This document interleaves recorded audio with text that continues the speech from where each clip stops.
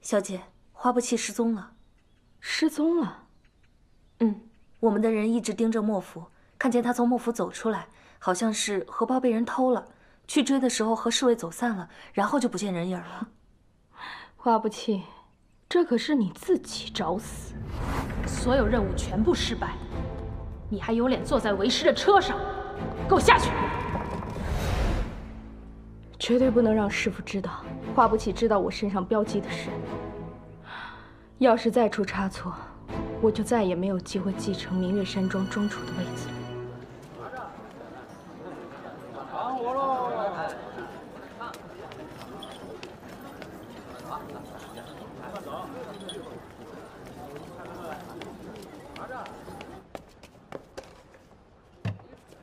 掌柜的，我来当东西了。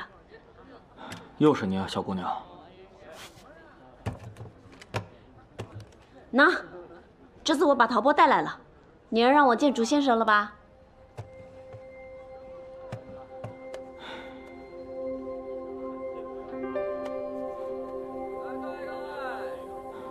小姑娘，这个东西不值钱的。啊，我不要钱，我是要见竹先生。小姑娘，我告诉过你，这里没有什么竹先生。不可能！我九叔要我拿着这个陶钵来这儿找竹先生，他不会骗我的。求求你啊，掌柜，这陶钵我都已经拿来了，你就让我见见竹先生吧。我真的有好多事情想知道，求求你了。小姑娘，我真的不知道你九叔是谁。这家当铺我当家了20多年，更不知道什么竹先生。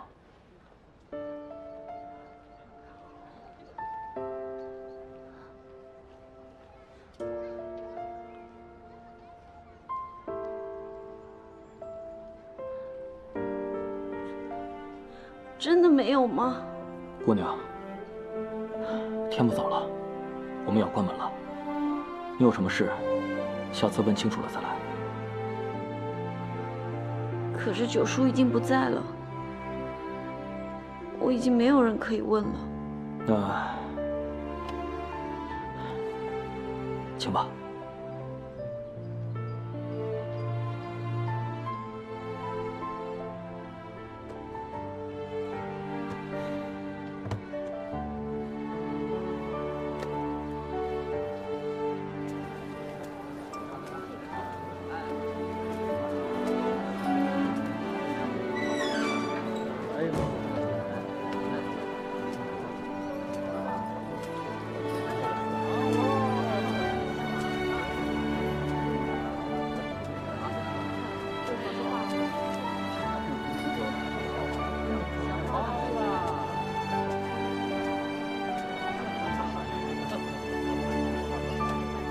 小姐，来碗面吗？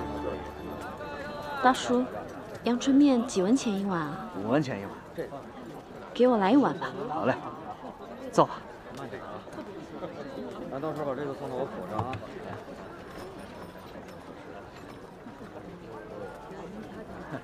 小姐，面来了。啊，谢谢。啊，谢谢。谢谢啊。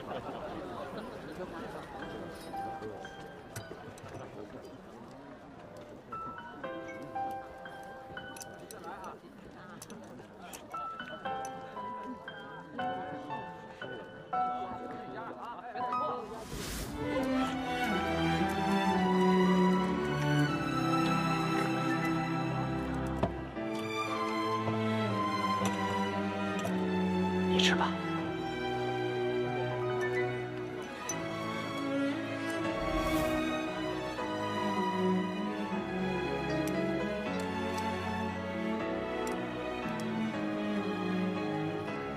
大叔，我没要鸡蛋啊。吃吧，吃完就回家了。天都这么晚了，今天你是最后一个客人，这鸡蛋就剩1个了。哎，吃吧，不跟你要钱了。谢谢大叔。嗨，不客气。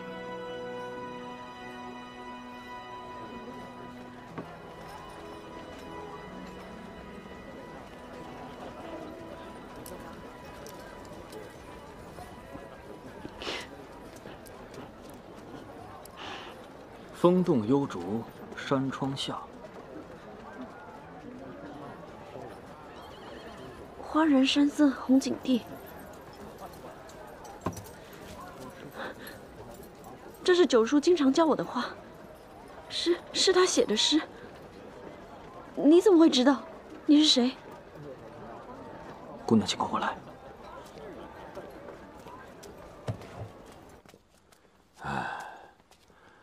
我好久没有到花园来走动了。看来父王已经彻底恢复了，以后玉儿没事儿，就陪父王出来多走走。有消息。不好了！王爷，殿下，不好了，小姐她不见了！你说什么？不见了？什么叫不见了？之前在街上，小姐她执意要下车换首饰，只是没走2步，小姐便突然大喊：“有人偷了她的钱！”然后便追出去了。待小的们跟上之时，小姐她丢了一大把铜钱。街上捡钱起哄的人太多了，把小的们给拦住了。再然后，小姐就不见了。你确定是小姐撒的铜钱？是小姐撒的。还愣着干什么？还不去找？叫府上所有人都出去找！谁也不许去找。玉儿，不起在外面会有危险的。是他自己不想回来，那就永远都不要回来了。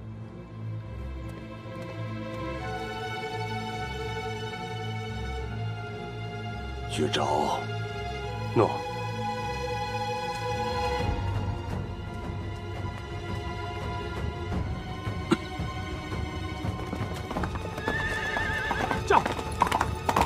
这，老高，那边我都找了，没有找到。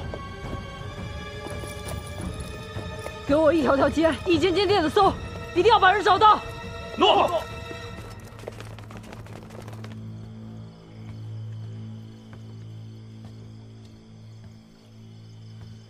你就是竹先生吗？我不是朱先生，你可以叫我朱福。你不是竹先生，那你怎么会知道那首诗？你究竟是谁？在当铺里，为什么不念那首诗，还要把我带到这儿？我是朱先生家的仆人，在当铺之所以不敢相认，是怕小姐被人跟踪。小姐，九少爷真的过世了吗？九少爷？你说的可是我九叔？对。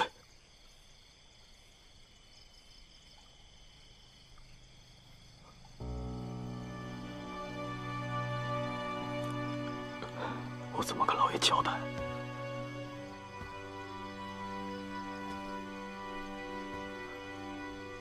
掌柜的，你也别太难过了。也许我九叔不是你家少爷呢。不可能！如果不是少爷，你不可能知道那2句诗，你也不会跑到当铺，说要找朱先生。九叔让我拿陶钵去找竹先生。你既然是竹先生家的仆人，能不能告诉我他到底在哪儿？小姐，陶钵再让我看一看。啊，那。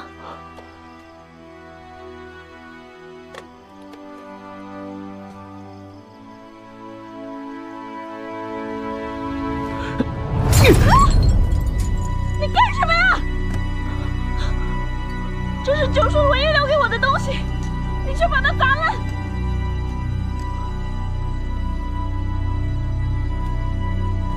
那是什么？这是少爷的信物。少爷可以凭这颗黑玄珠，去提起朱府内所有店铺的现银，至少可以提500万两。500万两。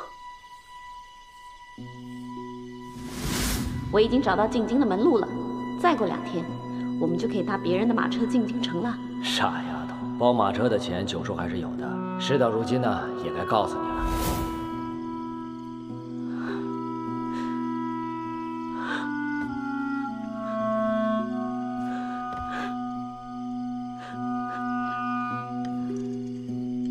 你就不肯用珠子换点银两出来？有了钱，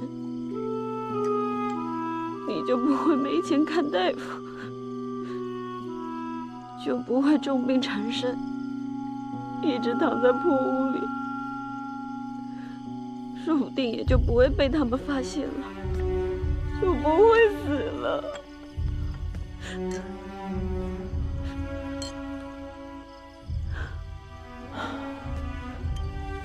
想不到，当年风流倜傥、一身书卷气的少爷，竟然沦为了乞丐。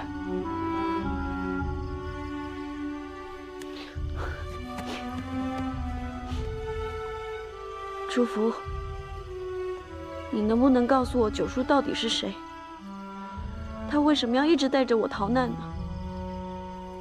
九少爷的父亲，就是江南朱府的朱老太爷。江南朱府和幕府、飞云堡、明月山庄并列4大商贾世家的江南朱府。没错，就是独占皇家丝绸、茶叶贡品生意的江南朱府。你口中的九叔，就是朱府9代单传的少爷。他之所以让你来找竹先生，就是想让朱老太爷照顾你。这不可能啊！九叔如果是有钱人家的少爷，怎么会沦落成乞丐呢？那是为了带你躲避神秘人和七王爷的追捕，但具体是什么原因，我就不太清楚了。躲避七王爷的追捕？七王爷找我，难道不是因为我是他女儿吗？不是，要不然少爷不会连七王爷都躲，而且一躲就是10几年。小姐，跟我回朱府，朱老太爷会告诉你一切的。我回朱府，若是七王爷找上门来，我不又得回京城？到底怎么回事？难道你不能现在告诉我吗？我知道的真不多，我只知道，少爷年少的时候跟老爷吵了一架，发誓不用朱家的钱财也能富甲一方，所以就来到了京城，化名朱华。大家只知道京城有一个朱华，并不知道他就是朱家的少爷。他在带着小姐逃难前反复强调过，也绝对不能让七王爷知道他是朱家少爷的这个消息。所以，七王爷也不知道少爷的真实身份。还有这种事？朱福，我是从王府里逃出来的，七王爷现在肯定派人满城找我，你很难带我走的。而且万一他们跟着我们回到朱府，岂不暴露了九叔的身份？这个小姐可以放心，我们一直盼着小姐跟少爷能够回来，同时也害怕你们被七王爷和神秘人抓，所以早就给你们准备好了假死药。假死药？没错，这种药可以让人的心跳脉搏都停止，不能听不能言，无时暂时不通，就像死人一样。这么厉害啊！所以一旦所有的人都以为我死了，我就可以跟着你顺利逃到朱府了。小姐，你先回王府等我，我会到朱府拿了假死药就来接你。好。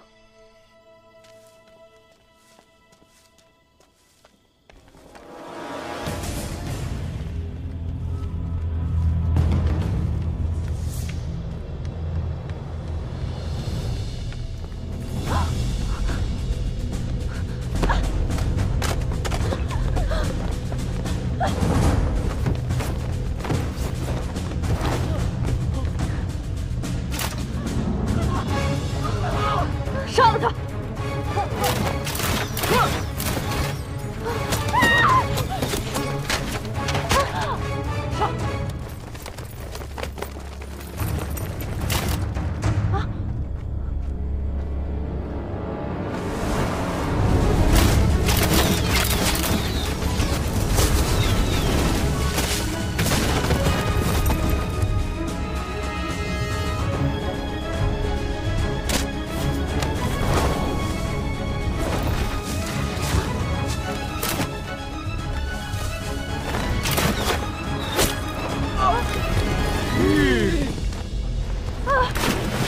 云王，你去救人。好。先生，快走！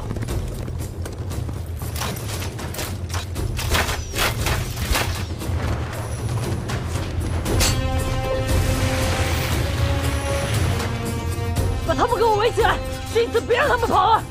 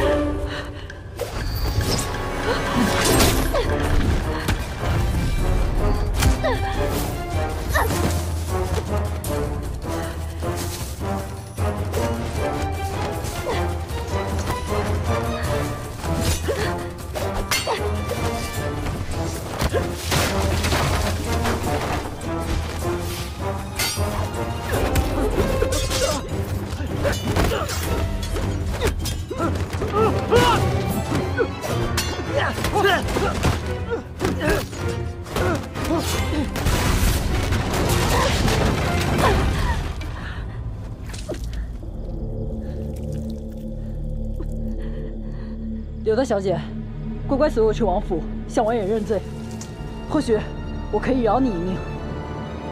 做梦！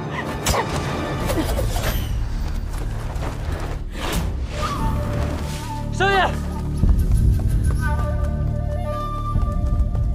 抓了几个，其余的全死掉了。全部给我带回王府去禀告王爷，我看看他们这次要如何解释刺杀不弃的事情。诺，走，走，走。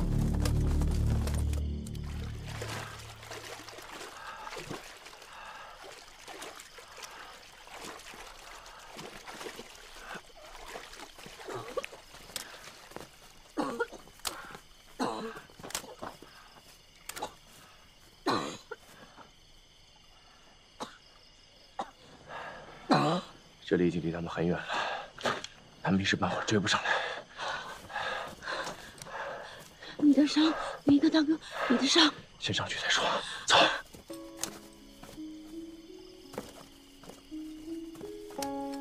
小心，小心。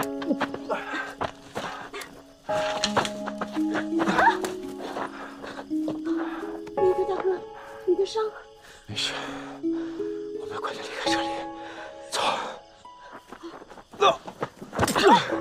林克大哥，没关系，我只是有点脱力了。你挺住，我找个地方帮你处理伤口。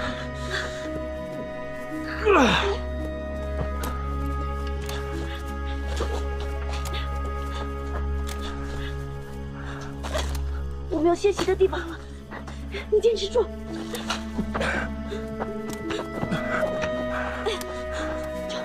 就快到了，坚持住。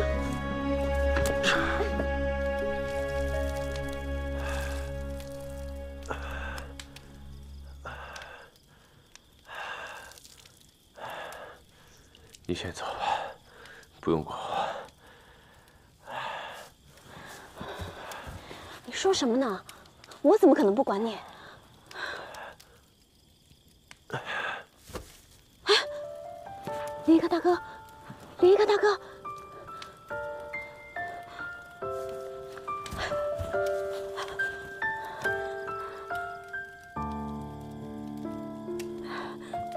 你忍着点，忍着点啊！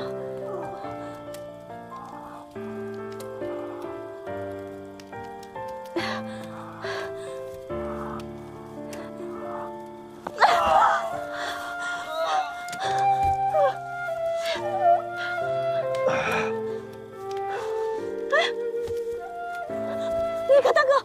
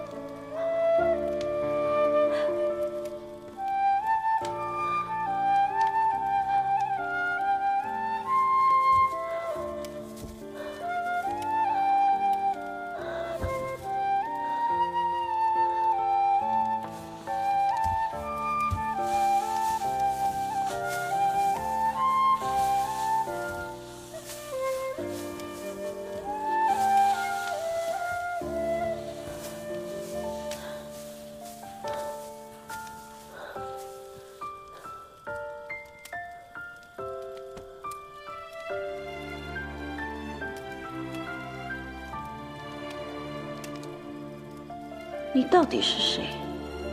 为何我每次遇到危险的时候，你都会出现在我身边？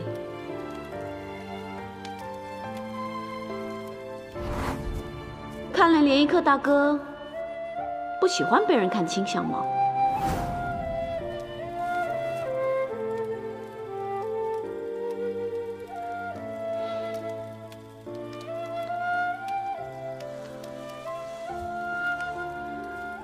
连一克大哥，我不能光守在这儿，我去给你找点吃的，你好好休息。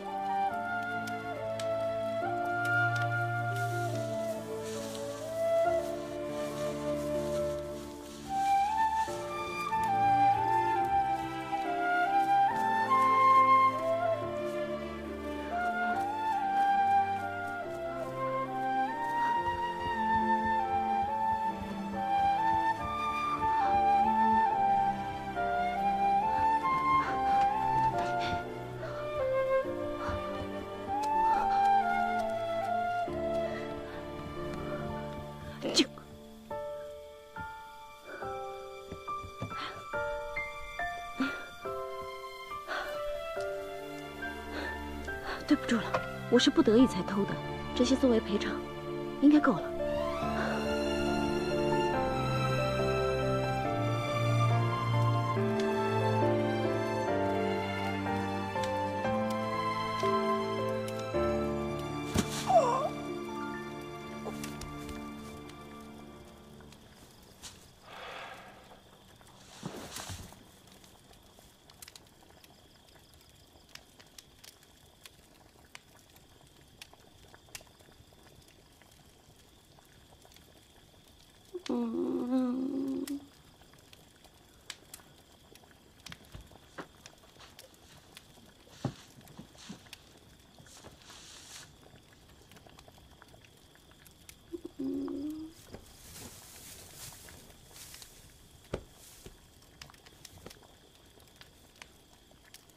为什么会这么大？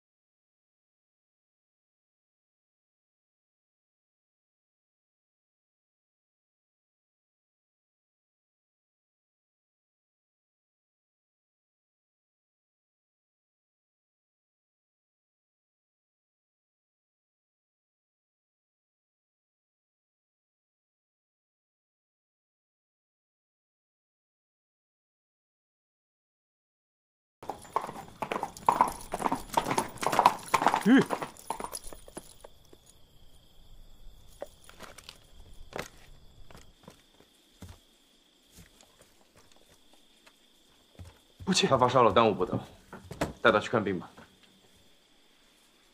连一科，我飞云堡欠你一个人情。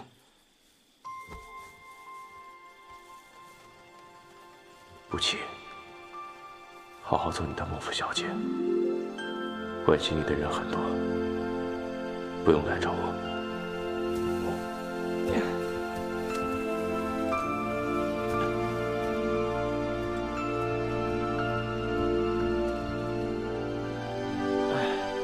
你突然闯进来告诉我你就是连一克，可是把我吓了一跳。你我从小一块长大，我竟不知江湖中神秘的连一克会是你。你若没有受剑伤的话，恐怕也不会来找我帮忙吧？王府中人多嘴杂，要是我回府中治伤，难免会惹来一些麻烦。你的伤口谁包扎的？连鱼血都没清理干净。我必须把里边血挤出一部分来，才能给你上药啊。好，来吧。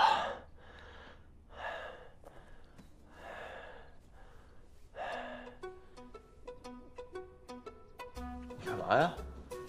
你不是说你平时是个粗人吗？怎么，动起手来跟个大姑娘绣花一样？快！我这不是顾忌你千金之躯，怕你吃不消吗？好心当驴肝肺呢。一个小小的剑伤让你这么手软？哎，你平生之愿不是投经报国，战场杀敌吗？切，我怕你真的到了战场上，你连刀都举不起来。好，这是你说的啊。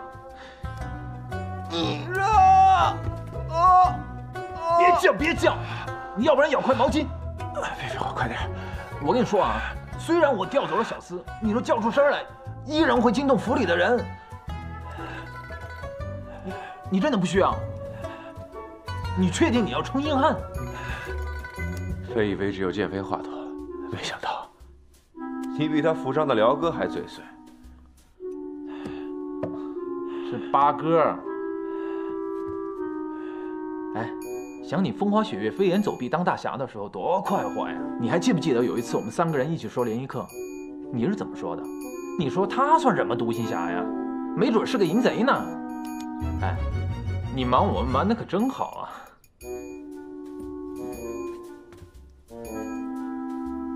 我用连一克的身份，只是想可以不避讳自己是个世子，行动更方便一些。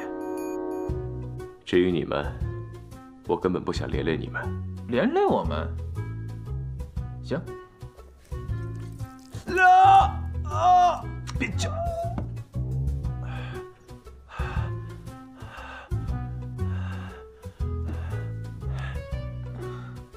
这大侠呀，还真不是人人都可以当的。行，好了，给擦擦汗吧。自己擦，我自己擦。啊，你还真说对了。哎呀，少爷我呀，连鸡都没杀过，上战场看见开膛破肚，没准还真会软了腿。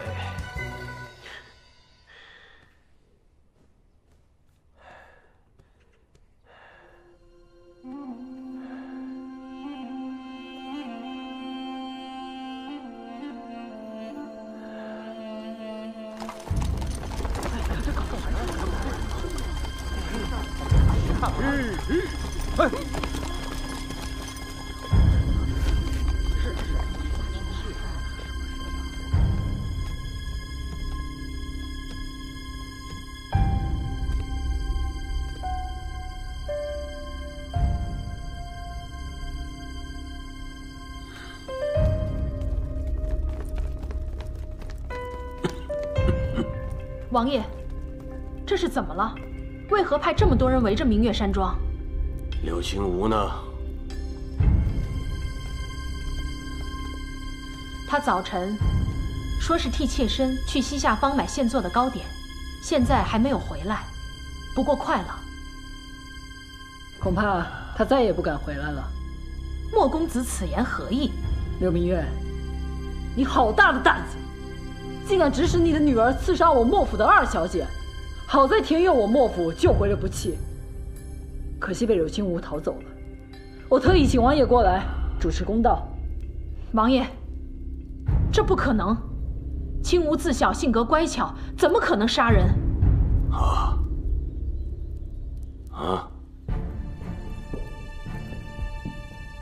把人带上来。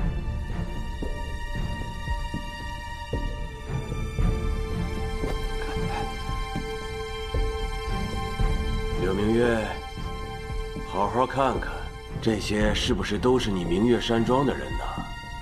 现在花不弃还在昏迷当中，等他醒了就是人证。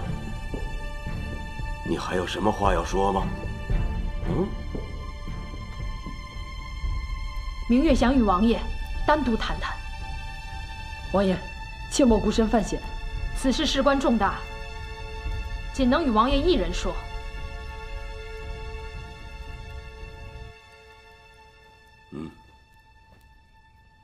都退下。诺。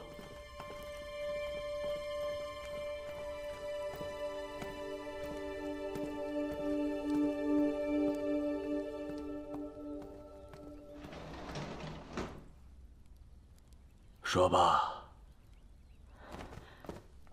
王爷恕罪，此事妾身毫不知情，定是小女青梧擅作主张。等我找到小女，一定押至王府，任由王爷处置。你以为这么做就可以把事情推得一干二净吗？妾身不敢。明月只求王爷明察秋毫，妾身愿意立刻带王爷去见薛飞。你这是在威胁本王吗？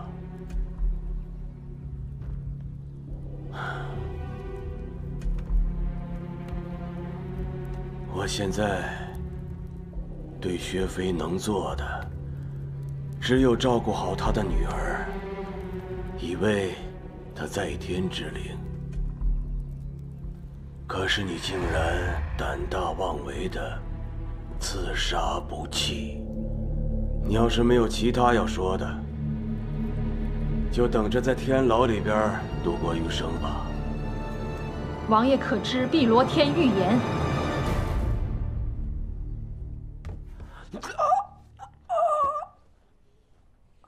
行了，剑妃说过，自七王妃事后，谁也看不透你。不过今天你来找我帮忙，你还算信任我的，对不对？笑什么？啊，你是因为看见我现在这狼狈样，你很得意是吧？对，你现在真的特别可笑。哎，不过话说回来，这件事让剑妃知道吗？啊不，我的意思就是多一个人帮你。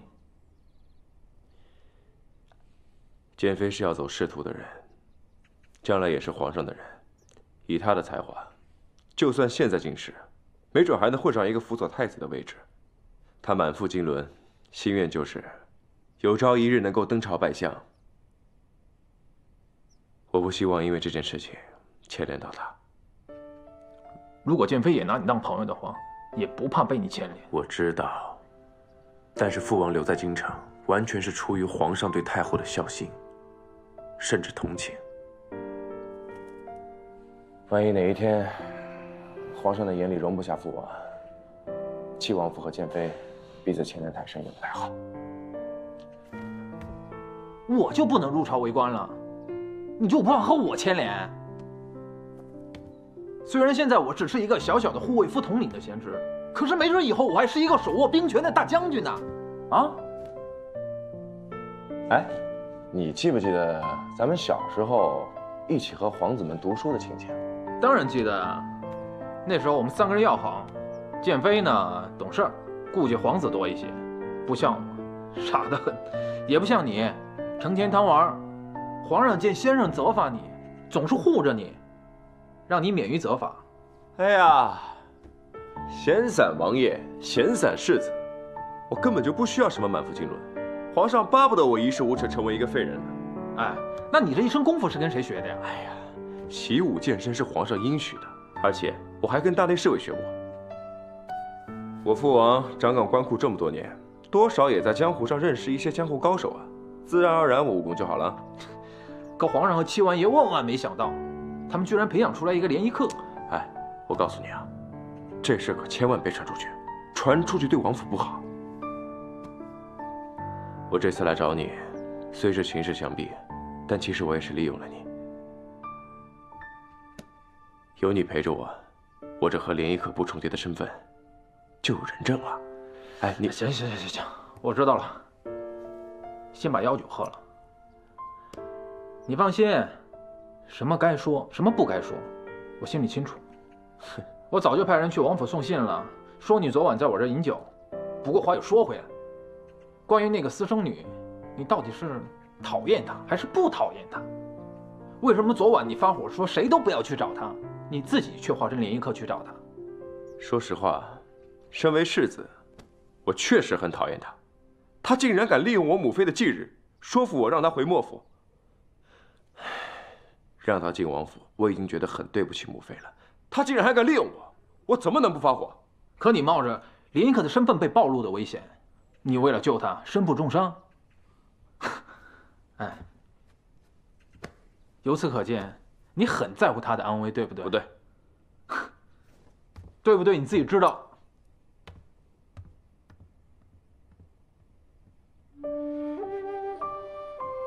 我梦见你好几回了，联谊课大哥，我好喜欢你，能不能嫁给你？不弃，我不能让你再进王府了。我怕你早晚有一天会发现我联谊课的身份，那时候，你我该如何面对呢？王爷，本王已经查清楚，明月山庄与此事没有关系。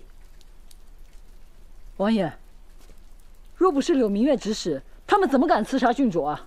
还请王爷三思啊！一山，这事儿就到此为止了。啊？不弃不是还昏迷在你府上吗？御医说不能轻易移动，以免受风。那就等他痊愈了以后，你亲自给我送回来。诺。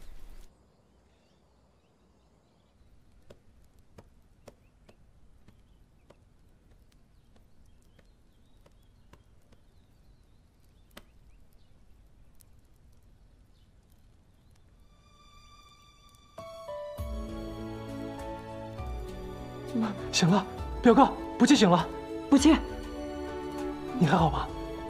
大哥，啊，云表哥，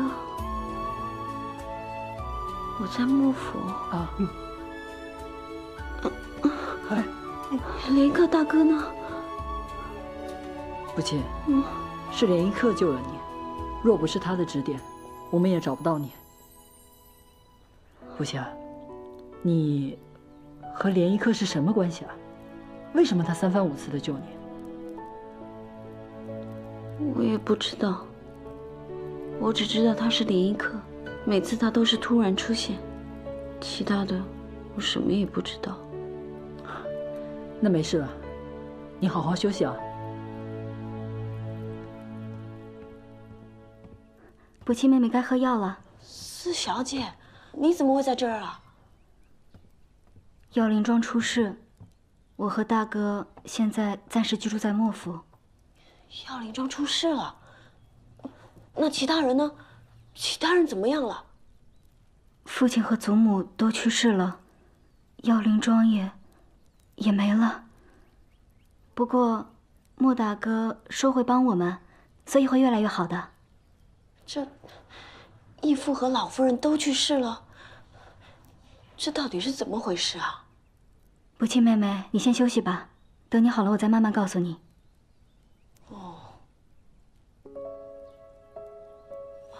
对了，云表哥，连一克有没有说什么？